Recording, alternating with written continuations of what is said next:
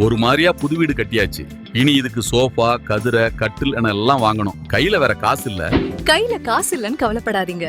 முற்பணம் இல்லாமல் உங்களுக்கு பிடிச்ச தளபாடங்களை மாடர்ன் மொபைல் ஷோரூம்ல பெற்றுக்கொள்ள இப்பவே அழையுங்கள். மாடர்ன் மொபைல் GmbH கட்டணம் இல்லாமலேயே உங்கள் கனவு இல்லத்தை அழகாக்குங்கள்.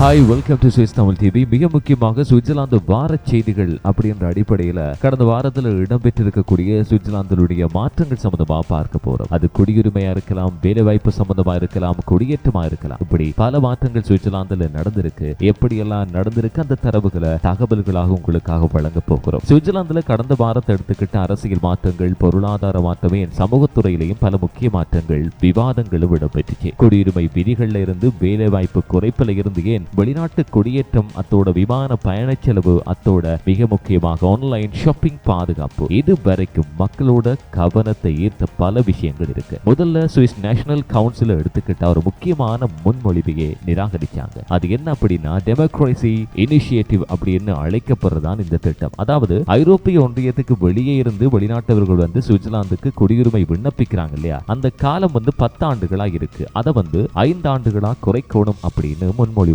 வைக்கப்பட்டுச்சு. இருந்தாலும் குடியுரிமை வழங்கக்கூடிய செயல்முறையை மத்திய அரசு ஒரே மாதிரியா நடத்த வேண்டும் என்றதையும் இதுல உள்ளடக்கி இருந்தாங்க. ஆனா உறுப்பினர்கள் இந்த மாற்றம் எல்லாம் இப்போ கட்டுப்பாடுகளை தளர்த்துற காரணத்தால அதை ஏற்கிறதுக்கு ஒட்டுமொத்தமா மறுப்ப வெளியிட்டாங்க. இதனால தற்போதைய கடுமையான குடியுரிமை தொடரும் நிலையில இருக்கு. அதாவது 10 மில்லியன் மக்கள் இனி கட்டுப்படுத்தப்பட வேண்டும் என்றதுக்கு இது எதிராக இருக்கின்றதால தான் இப்படி மறுத்திருக்காங்க அப்படின்னு சொல்லப்படுது. அதே நேரத்தில் சுவிட்சர்லாந்துல வேலை வாய்ப்பு குறைப்பு சம்பந்தமாகவும் ஒரு விஷயம், அதாவது வேலை வாய்ப்பு குறைப்பு இருக்கு இல்லையா, தொடர்ந்து அதிகரிச்சுக்கிட்டே இருக்கு சுவிட்சர்லாந்துல அப்படின்னு சொல்றாங்க. குறிப்பா லுசர்ன் பகுதியில் செய்யப்படக்கூடிய ஆண்ட்ரிட்ஸ் பியூட்ல ஆர்கே நிறுவனம் 50 பணியாளர்களை பணி நீக்கம் செய்ய முடிவு செஞ்சாங்க. அதே போல சர்ஜி ஃபெராரி டர்சுயேசி நிறுவனமும் 62 பேரை பணி நீக்கம் செய்கிறாங்க. இந்த முடிவுகளுக்கு காரணம் என்ன சொல்றாங்கன்னா, ஜெர்மனியத்தோட பிரான்ஸ் ஆகிய நாடுகள் இருக்கக்கூடிய தங்களுடைய தாய் நிறுவனங்களினுடைய தீர்மானங்கள் தான் அப்படின்னு சொல்றாங்க. இதுக்கு மேலா சுவிஸ்கார்ட் நிறுவனமும் சூரிச் அலுவலகத்தில் இருக்கக்கூடிய 40 பணியிடங்களை குறைக்கிற இருக்கிறத ஆரம்பிச்சிருக்காங்க. இந்த நிலை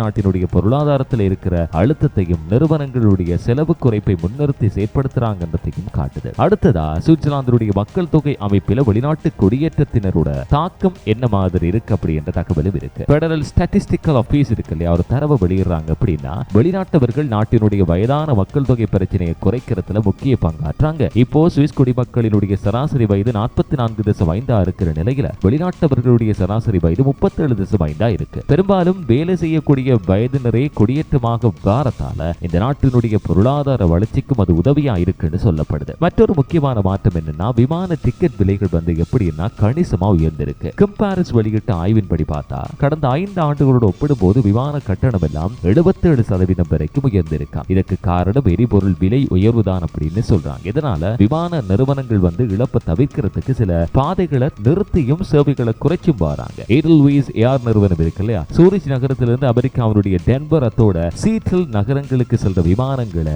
ஏற்கனவே நிறுத்திடுச்சு. அத்தோட லாஸ் வேகாஸ் நோக்கி செல்லக்கூடிய சேவைகளின் எண்ணிக்கையும் குறைச்சிருக்காங்க. இதனால 2026ஆம் ஆண்டுக்கான கோடை விடுமுறை பயணம் எல்லாம் அதிக செலவோடு இருக்கும் அப்படின்னு சொல்லப்படுது. அரசியல் ரீதியா என்ன மாற்றம் அப்படின்னு பார்த்தா, குடியேற்ற கட்டுப்பாட்டை நோக்கிய விவாதம் தான் மீண்டும் மீண்டும் தீவிரமாகுது. சுவிஸ் பீப்புள்ஸ் பார்ட்டி இருக்கு இல்லையா, அது குடியேற்ற கட்டுப்பாட்டு முன்மொழிவை முன்வைச்சாங்க. வரக்கூடிய ஜூன் 14 தேசிய வாக்கெடுப்பு அது சம்பந்தமாக இருக்கு. கடந்த பல தசாப்தங்கள் எடுத்துக்கிட்டா இத்தகைய முயற்சிகள் பெரும்பாலும் தோல்வியில் தான் முடிஞ்சிருக்கு. இருந்தாலும் சமீபத்திய கருத்து கணிப்பில் 52% மக்கள் இந்த முன்மொழிவுக்கு ஆதரவு சொல்லி இருக்காங்க. இது இந்த முறை வாக்கெடுப்பில் மாற்றத்தை ஏற்படுத்தலாம் அப்படின்னு எதிர்பார்க்கிறாங்க. அடுத்ததா வெளிநாட்டு இணையதளங்கள்ல பொருட்கள் வாங்குறது தொடர்பா எச்சரிக்கை விடுக்கப்படுது. அதாவது ஏதோ ஒரு மோசடி இருக்கிறதால தான் இப்படியான எச்சரிக்கையை விடுக்கிறாங்க. சுவிட்சர்லாந்து மக்கள் ஆண்டுதோறும் சுமார் 15 பில்லியன் பிராங்க் மதிப்பில் வெளிநாட்டு ஆன்லைன் வணிகத்தளங்கள்ல இருந்து பொருட்களை வாங்குறாங்களாம். ஆனா அவற்றில் சில பொருட்களை எடுத்துக்கிட்டா நாட்டினுடைய பாதுகாப்புக்கும் சுகாதார விதிமுறைகளுக்கும் எதிரானவை, பின்பற்றப்படாதவை அப்படின்னு